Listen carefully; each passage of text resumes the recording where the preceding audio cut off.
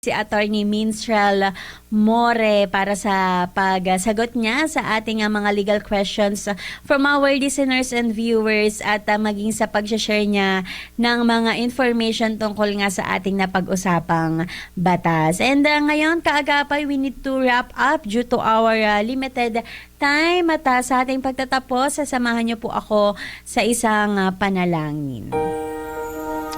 Panginoon, maraming salamat po sa oras na ito.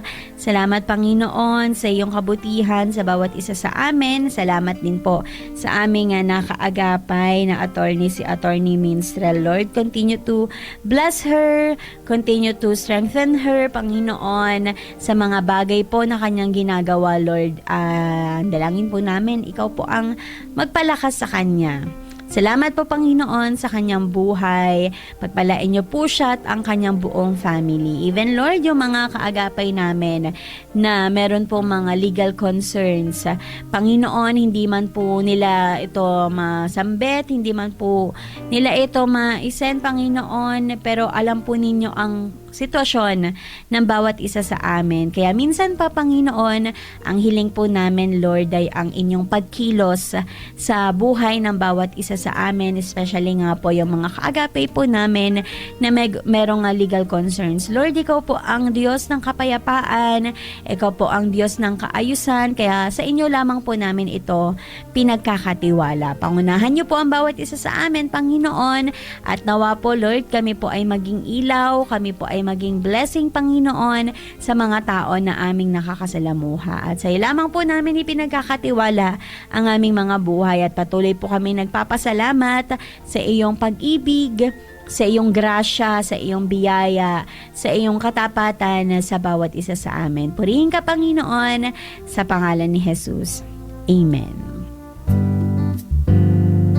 Kaagapay, kumusta po ang inyong pakikinig dito sa ating programa? Let us know naman kung paano po naging pagpapala sa inyo ang ating programa. Mag-comment ka lang dito sa ating comment section o kaya naman ay magpadala ng mensahe sa ating Facebook page. At salamat muli, Kaagapay, sa iyong pagsama dito sa ating programa at salamat din muli kay Attorney Minstrel More. Sana, Kaagapay, ay marami kang napulot, no, na impormasyon, detalye, guidance kung paano ba yung mga tamang pagproseso, no, sa mga legal na usapin. At muli sa iyo, Kaagapay, maraming salamat po sa iyong pagtutok, pakikipagpuyatan sa akin dito po sa ating programa. At patuloy niyo pong i-share ang ating episode. I-send sa inyong mga group chat, i-send sa inyong mga barkada, churchmate, kapamilya, at pwede po nila yung mai-replay. Salamat sa iyo, Kaagapay. Ako po muli ang inyong nakasama. Ito po si Kayla Escalante para sa Heartline Tuesday Legal Edition. Karinigan po muli tayo sa susunod na Martes para sa panibagong edisyon ng inyong programa. See you next week, Kaagapay. God bless you. Heartline, kung saan pinapakinggan ang iyong nararamdaman. Ama naming Diyos, kami po ay lumalapit sa inyo ngayong araw na ito upang humingi ng kapatawaran at humingi ng gabay. Alam namin na sabi ninyo sa inyong salita, kawawa sila na nagsisitawag ng mabuti ay masama at ng masama ay mabuti. Ngunit yan mismo ang aming ginawa. Nawalan na po kami ng espiritual na pananaw at nabaligtad na namin ang tama at mali. Inaamin po namin na yinurakan namin ang tunay na katotohanan ng inyong salita at tinawag naming pakikipagpalitan ng kaalaman at paggalang sa paniniwala. Pinapayagan namin ang pagsamba sa Diyos-Diyosan at tinawag naming kalayaan at kalinangan ng pagsamba. Pinahintulutan namin ang relasyon ng magkatulad na kasarian at pakikiapid at tinawag naming karapatang maging totoo. Pinagsasamantalahan namin ang mga mahihirap at tinawag naming loto, huweteng at game shows. Pinabayaan namin ang mga dukha at nangangailangan at tinawag naming magsariling sikap. Ginagantimpalaan namin ang katamaran at tinawag naming pagkalinga sa kapwa. Hinayaan namin na pagtayuan ng bahay ng di aming pag-aari at tinawag naming mga botante at informal dwellers. Pinatay namin ang sanggol sa sinapupunan at tinawag naming karapatan ng kababaihan. Pinatay at linigpit namin ang mga kriminal at tinawag naming hustisya. Hinikayat na magkahiwa-hiwalay at mawasak ang pamilya at tinawag naming mga bagong bayani. Hinayaan na lang na umasa sa paghihirap ng iba at tinawag naming pasalubong. Hinayaan na walang disiplina at walang modo ang mga kabataan at tinawag naming makabagong pagpapalaki sa mga anak.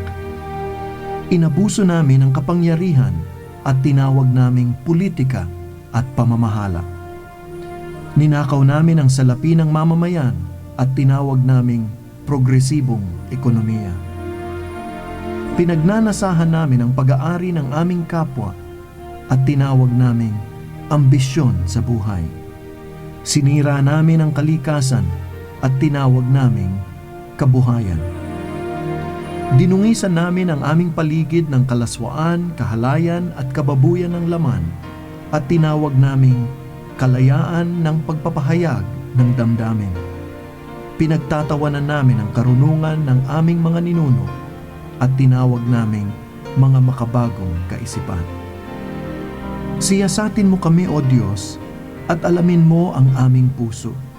Subukin mo kami at alamin mo ang aming mga pag-iisip.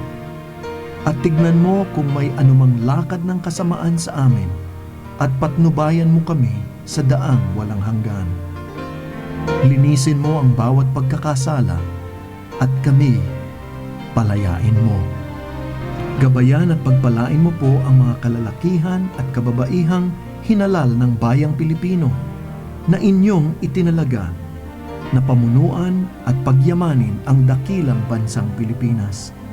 Bigyan niyo po sila ng karunungan at kalakasang mamuno, manindigan, magpasya at manguna sa amin na naaayon sa inyong layon para sa aming bansa at magbigay dangal sa inyong pangalan. Hinihiling namin ito sa ngalan ng inyong anak na aming Panginoon at tagapagligtas si Hesukristo. Siya nawa.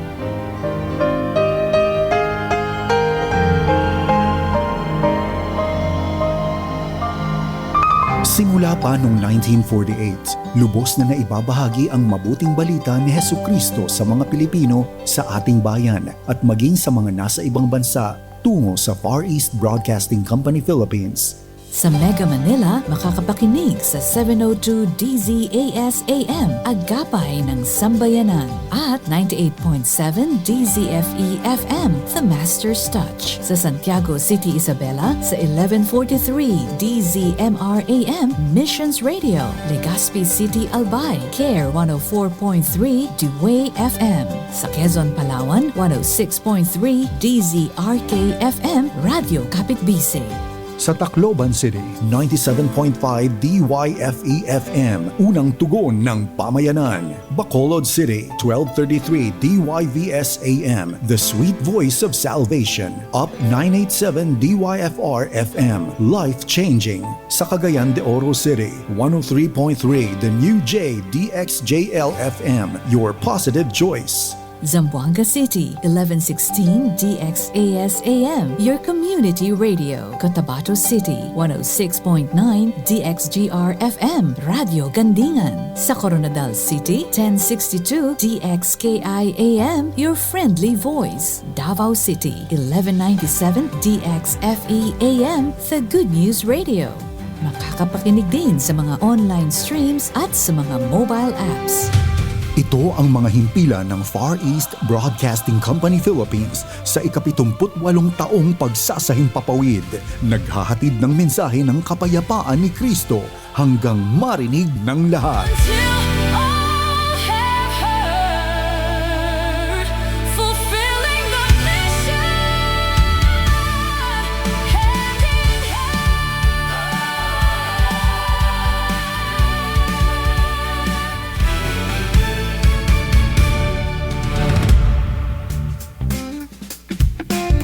Welcome aboard the UV Express, the ultimate vibes express. Your daily ride to unwind and refuel after a long day.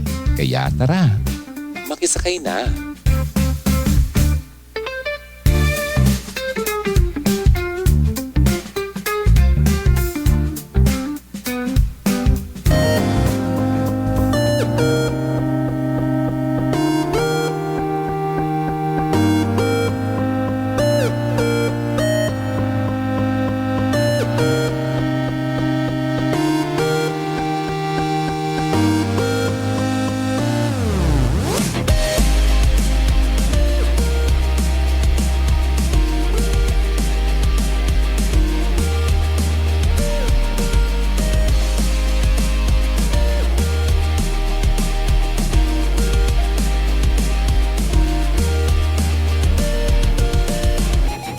Yes, hello, and isang mapagpalang hapon sa'yo, ka-Express Mate.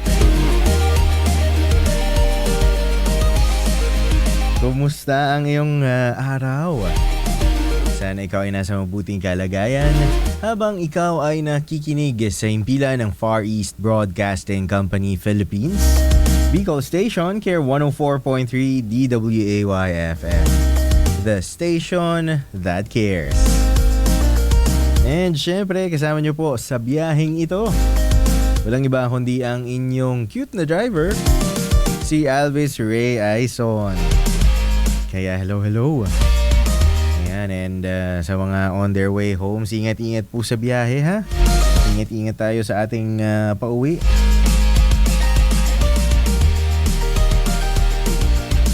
And at the same time, dun sa mga medyo ginanahan at sinipagan sa kanilang trabaho ngayong araw na ito, and deserve nyo po ang pahinga.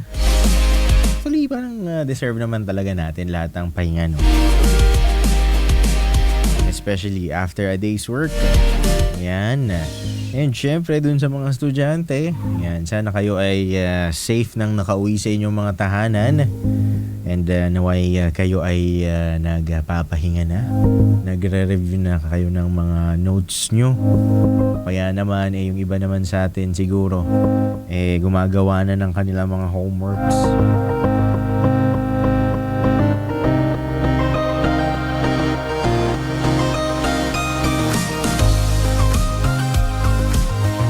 Naalala ko tuloy dati, pag kakauwi pa lang talaga ng bahay, ang unang gagawin is mag-o-on ng TV, or kung dati nang naka-on yung TV, dun sa harap ng TV talaga mag-aayos ng gamit, magpapalit ng damit. Kaya minsan nga hindi na muna magpapalit ng damit, upo na muna, magpapahinga. Pero ngayon talaga, iba na talaga, no? Diretsong kwarto. Tapos magse-cellphone. Hala, nahawaan ako ng aking mga nakakatanda. Yun na yung nagiging reaction, no? Kaka-cellphone mo yan. Pero alam nyo ba, mga ka-express me, pwede nyo na rin yan gamitin sa inyong mga magulang. Ma, nalingawan mo na naman baga kaka-cellphone mo yan. Ngingiritan ka sa nakang ina mo, no? Kaya yes. And sa mga nais makipag-ugnayan sa ating himpilan, pwede niyo pong i-text ang inyong mga messages, shoutout, greetings sa ating contact number 0998-843-0573. Ang ating Facebook naman or Facebook page is FEBC Bicol Care 104.3 The Way FM. At ang ating YouTube channel and Instagram account is FEBC Bicol-Care 104.3 DWAY FM. At ang ating online streaming ay bit.ly/thewayfm. Habang ang ating group chat naman sa Messenger ay Carians Official GC.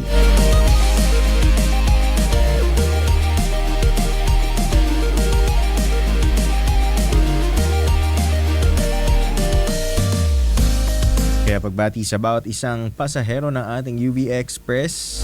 Shoutout kay Lorna Espinas Alejo, kay Larry Cristobal, at kay Myrene Uy. Shoutout po sa inyo and thank you for listening. With that, huwag na natin patagalin pa ang biyahe natin ito, no? Buckle up, sit back, relax, enjoy, and fasten your seatbelts. Dahil mag-uumpisa na ang ating biyahe, dito lamang sa UV Express, the ultimate vibes express ng FEBC Bicol, Care 104.3 DWAY FM. Kaya tara, sakay na!